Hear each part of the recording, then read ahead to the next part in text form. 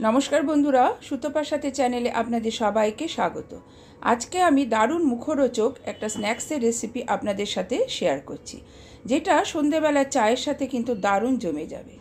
Prawn pakora এটা আমরা নানাভাবে করেই থাকি, কিন্তু আজকে আমি একদম অভিনব প্রথা এবং খুব সহজেই এটা বানিয়ে নিলাম। তাহলে চলুন দেখে নেওয়া যাক আজকের আমার এই প্রন পকোড়া আমি কিভাবে বানালাম। প্রন পকোড়া করার জন্য এখানে আমি নিয়েছি 200 গ্রাম চিংড়ি মাছ।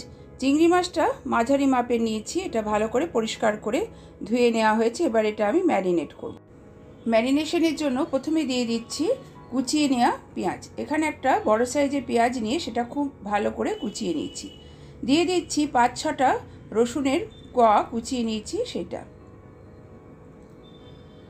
এরপরে আমি দিয়ে দেব শুকনো লঙ্কার গুঁড়ো। এখানে 1 টিস্পুন শুকনো লঙ্কার গুঁড়ো দিলাম। ঝালটা আপনাদের ইচ্ছে মতো দেবেন। দিয়ে দিচ্ছি 1/4 টিস্পুন গোলমরিচের গুঁড়ো। দিয়ে দিচ্ছি 1 টেবিল স্পুন ভিনেগার। দিয়ে দেব একটা ডিম। ডিমটা নিয়ে সেটা ফাটিয়ে এর মধ্যে দিয়ে দিলাম।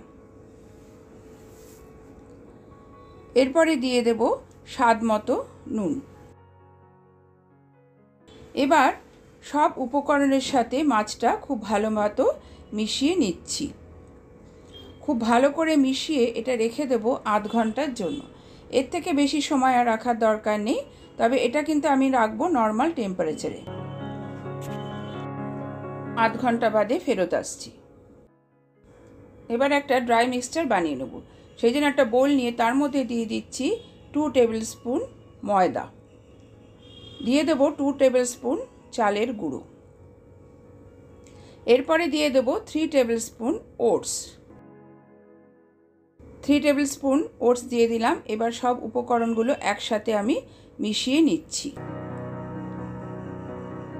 এই মিক্সচারটা রেডি করা হয়ে গেছে। এবার যাব আমি নেক্সট স্টেপে। এবার এই মিক্সচারের মধ্যে ম্যারিনেটেড মাছটা সব মশলা সহ দিয়ে দিলাম। এবার সব কিছু একসাথে খুব ভালো মতো মিশিয়ে নিতে হবে। সব উপকরণ একসাথে ভালো মতো মিশিয়ে নেওয়ার পরে এগুলো আমি ভেজে নেব। গ্যাসের উপর একটা কড়াই বসিয়ে দিয়েছি। কড়াই গরম হওয়ার পরে এর মধ্যে দিয়ে দিচ্ছি বেশ কিছুটা পরিমাণে রিফাইন্ড অয়েল। তেলটা একটু বেশি লাগবে, কারণ এগুলো ডুবো তেলে ভাজতে হবে। তেল গরম হয়ে যাওয়ার পরে এক একটা মাছ নিয়ে আমি চামচের সাহায্যে এর মধ্যে দিয়ে দিচ্ছি। গ্যাসের ফ্লেমটা একদম লোতে রেখে এগুলো ফ্রাই করতে হবে। অর্ধেক মাছ আমি তেলে দিয়ে দিয়েছি। মাছগুলো উল্টে দিচ্ছি। গ্যাসের ফ্লেমটা কিন্তু অবশ্যই লোতে রেখে এগুলো ফ্রাই করতে হবে, নাহলে মাছ কিন্তু কাঁচা থেকে যাবে।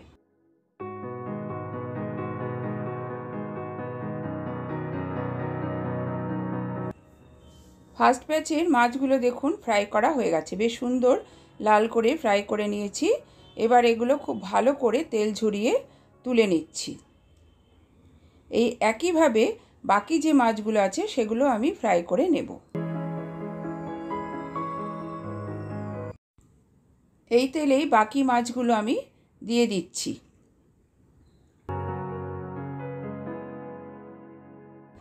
আপনারা আশা করি লক্ষ্য করে দেখলেন যে কত কম উপকরণ দিয়ে এই দারুণ সুস্বাদু স্ন্যাক্স রেসিপি বানিয়ে নেওয়া যায়।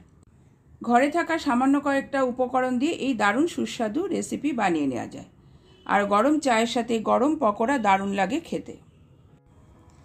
আপনারাও বাড়িতে এইভাবে চট করে বানিয়ে নিন প্রন পকোড়া। পুরোপুরি তৈরি হয়ে গেছে আজকের আমার এই রেসিপি প্রন পকোড়া।